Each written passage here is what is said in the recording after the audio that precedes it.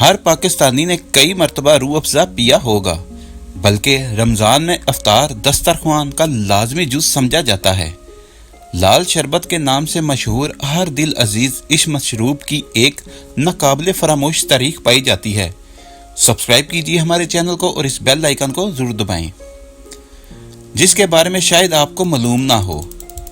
ایک web site کے مطابق پاکستان کے حکیم محمد سعید کے والد حکیم عبد المجید نے سن 1906 کو دہلی میں ہمدرد دواخانے کی بنیاد رکھی اور اس دواخانے میں حکیم استاد حسن خان کی مدد سے روح افزا کا پہلا نسخہ ترتیب دیا، جس میں پھلوں، پھولوں اور جڑی بوٹیوں کے رس ایک خاص ترتیب سے ملا کر شامل کیے گئے۔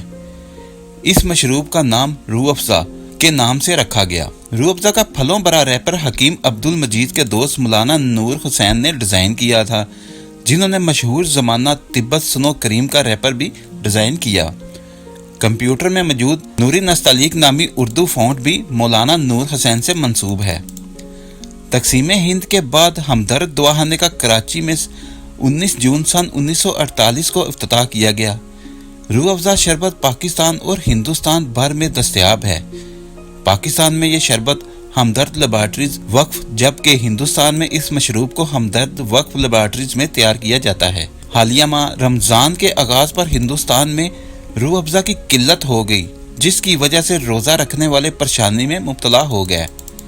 بھارتی ہمدرد کا کہنا ہے کہ قلت کی وجہ مشروب کی تیاری میں استعمال ہونے والی بعض جڑی بوٹیوں کی عدم دستیابی ہے۔